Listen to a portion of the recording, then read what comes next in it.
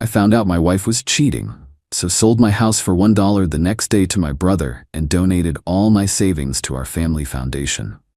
When I gave her the divorce papers and she screamed, "I want half of everything," I calmly agreed, and when she got the settlement offer of just 50 cents, her lawyer called mine 23 times in 1 hour. Original post. 30M. I'm documenting this because the sheer methodical nature of it all feels anchoring. Otherwise, I might just drift. 10 weeks ago, my world tilted off its axis. Early arrival from a work trip. The classic sickening discovery. Sophia, 36F, my wife of 10 years, with someone else in our bed. Didn't recognize the guy. Didn't matter. The gut punch wasn't just the betrayal itself, but her reaction when they saw me. He looked panicked. She looked put out, like I'd tracked mud on her clean floor. That specific flash of annoyed entitlement, that was the catalyst. I didn't explode, just turned, grabbed my still-packed bag, and walked out. Stayed at my brother David's place in a state of suspended animation for a couple of days. The hurt was immense, a physical ache, but underneath it, something colder started to form. Her reaction told me everything I needed to know about her respect for me, for us. It wasn't a lapse in judgment, it was a fundamental character trait revealed. She tried calling, texting, the usual "it's not what you think, we need to talk" garbage. Ignored it, needed clarity. My mind went straight to logistics. Survival mode, maybe. The house, bought with my inheritance years before we even met. Her name never touched the deed. I'd mentioned it was legally mine a few times over the years, usually during abstract financial talks, and she'd always waved it off like it was irrelevant couple talk, assuming everything was ours in spirit. Big mistake on her part. My savings, accumulated in accounts solely in my name. We had a small joint account for bills, but kept the bulk separate. Always seemed prudent. Now it seemed essential. If she could betray me like this, with that casual disregard, then the implicit trust governing our shared life was null and void. Protecting my separate assets wasn't revenge, it was securing the perimeter after a breach. Why should she profit from the demolition job she just performed? Took a few days for the shock to subside enough to actually function coherently. Then I called Miss Hayes, a lawyer known for being sharp and pragmatic. Met with her, laid it all out. The plan started to form. It would take time, precision, and a willingness to weather the storm I knew was coming. Sophia, meanwhile, heard she moved in with her sister Megan, started spinning the narrative, me being cold, unreasonable, oblivious to the storm gathering on her horizon. This wasn't going to be about yelling, it was going to be about strategy. Consequences. Update 1. Okay, things are moving, but man, this takes energy. And paperwork. Lots of paperwork. Thanks for the messages. Validating to know this strategic approach resonates, even if it feels cold sometimes. It's self-preservation. Met extensively with Ms. Hayes, confirmed the house's status as separate property. That was foundational. But she was blunt about the next steps I proposed.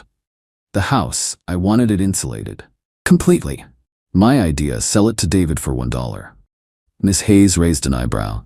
You can do that, Ryan. It's your separate property. But let's be crystal clear. Doing it now after discovering infidelity and before filing? It screams intent to shield assets. Sophia's lawyer will attack it viciously as fraudulent conveyance. We can defend it based on the separate property status and the timing before filing, but a judge will scrutinize it heavily. They might not void the sale, especially to a third party like David, but they could assign an imputed value back to your side of the ledger for settlement calculations, essentially treating it as if you still held that equity. It's a high-risk, high-reward move and will guarantee a fight. I understood, acknowledged the risk, decided to proceed. It wasn't about hiding it forever, just removing it from her immediate grasp and forcing the legal fight onto that specific ground. Took about 4 weeks total: paperwork, title searches, recording the deed transfer for the nominal $1 fee.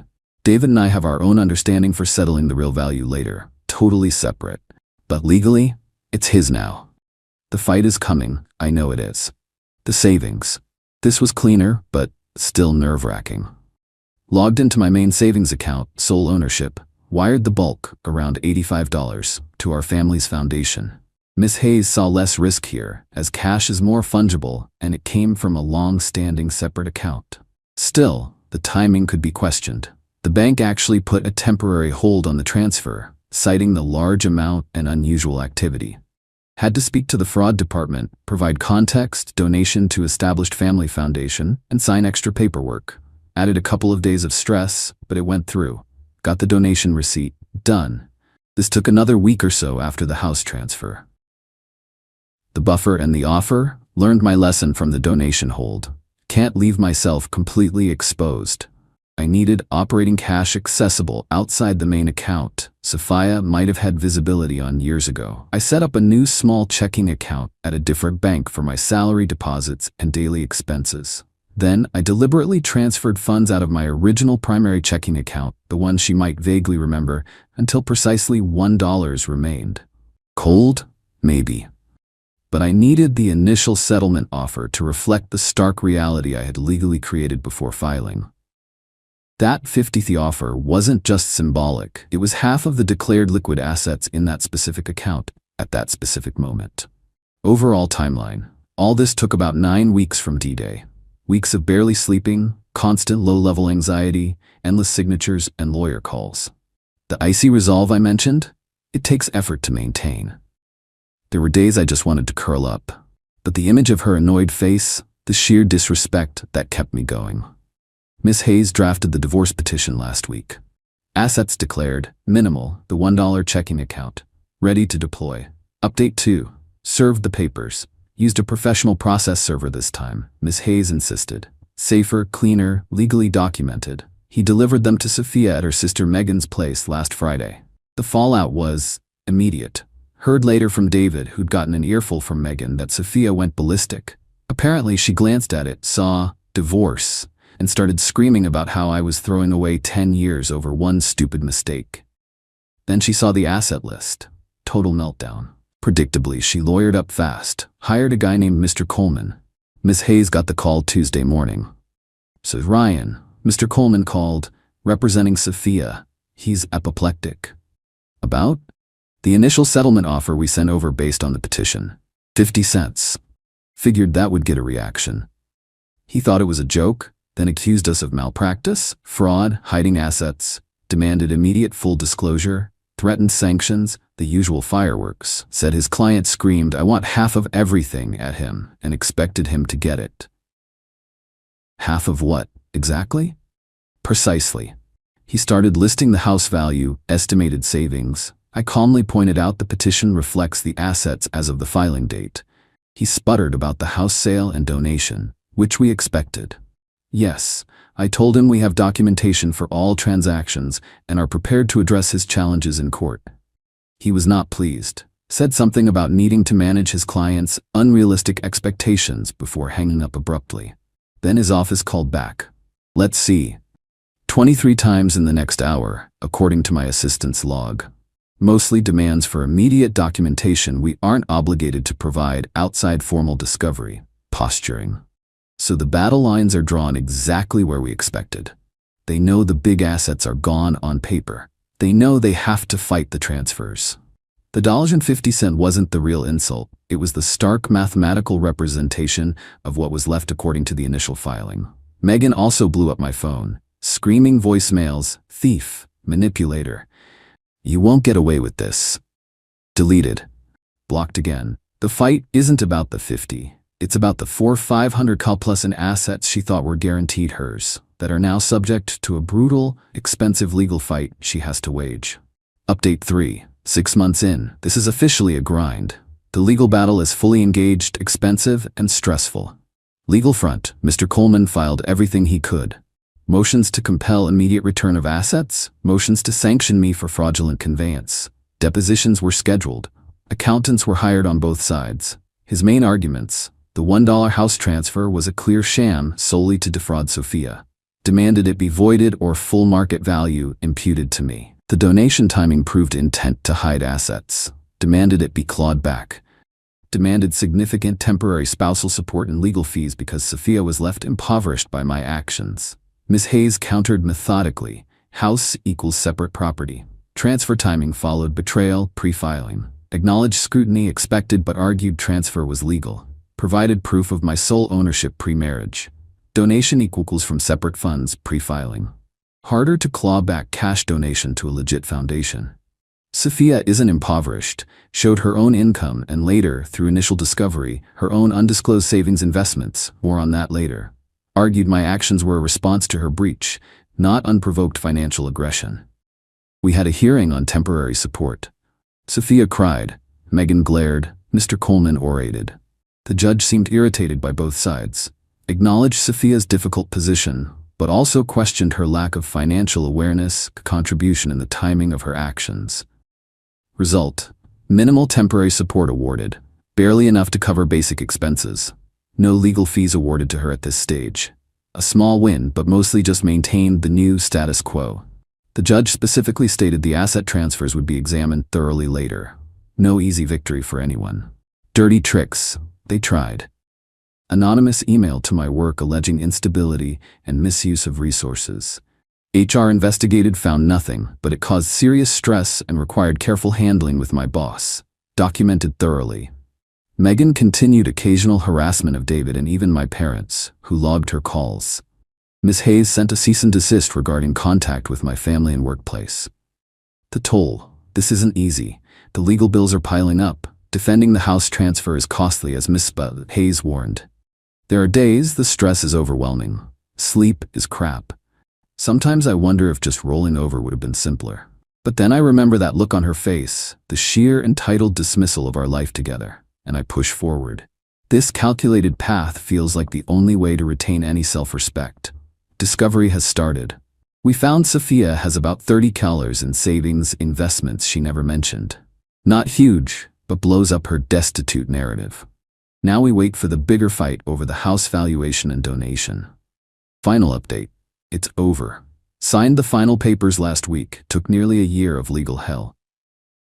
The big fights. Resolution. The house, this was the main event, went back and forth for months. Accountants argued over valuations, lawyers argued over intent. The judge ultimately ruled the transfer to David would stand, wasn't going to unwind a sale involving a third party. However, given the timing and nominal value, $1, the judge did find my actions were clearly intended to shield the asset from marital division, even if it was separate property. Ruling. The court imputed about 60% of the house's assessed market value to my side of the asset ledger for settlement calculation. So, while I didn't have the cash, that phantom value was counted against me. A partial loss, but better than the transfer being voided entirely. Miss Hayes called it a reasonable compromise given how aggressively I acted. The donation. This stood, as it came from a separate account holding separate funds, mostly savings predating the marriage plus my salary, and went to a legitimate charity. The judge declined to claw it back, though noted the timing was highly suspect. A clear win on this front. Sophia's assets. Her own $30,000 was factored in. Reduced her claims of need. Harassment. The judge acknowledged my evidence of the work complaint and Megan's actions during the final summing up, warning Sophia about litigation misconduct, which likely influenced the final allocation of fees. The settlement. Facing a costly trial where the house value was already partially counted against me, and with her own assets revealed, Sophia's leverage was reduced. Mr. Coleman pushed for a settlement. Assets. Based on the imputed house value on my side and her own assets, the final division required me to make a lump sum payment to Sophia. Significantly more than the $5,000 nuisance value I hoped for after the $50 offer. Ended up being around $40,000. Painful, yes. But considering she initially wanted half of everything, which would have been $250,000 plus, it's a massive reduction achieved by the preemptive actions. She got a fraction, reflecting her own assets and the judge's view on the house situation. Spousal support, 2 years rehabilitative alimony, modest amount, forces her to maximize her own earning potential. Legal fees. This was a small victory. Due to the imputed value and the judge's comments on litigation conduct, Sophia was ordered to pay a small portion of my legal fees related directly to defending the house transfer challenge. Didn't cover everything, but it helped cushion the blow and felt like vindication. Otherwise, we mostly covered our own sides. The aftermath. Sophia got the $40,000 plus alimony. Last I heard, she's still renting, working more, still bitter. Megan remains her main cheerleader. No apologies, no self-reflection witnessed. The entitlement seems permanent. Maybe the $40,000 felt like a win to her, but it's a pale shadow of the comfortable life she torched. Me? It cost a fortune. Emotionally, physically, financially. The imputed value ruling stung, proving Ms. Hayes' initial warning correct. My high-risk move wasn't consequence-free for me. But I'm free. Savings need rebuilding, but the foundation donation feels right. Still living simply, figuring out next steps. The peace of having her out of my life is worth more than the money. Was it perfect revenge? No, it was messy, expensive, and imperfect. But it was controlled. I took charge of the demolition she started. I protected the core of what was mine, even if I had to pay a price for the way I did it. She faced real, tangible consequences for her betrayal, ending up with far less than she assumed she was owed. Seeing her lawyer's apoplectic reaction to that initial $1.50 offer, knowing the panic it induced, that remains a deeply satisfying memory of the moment the consequences began. Thanks for following along. It helped keep me sane. Time to finally look forward.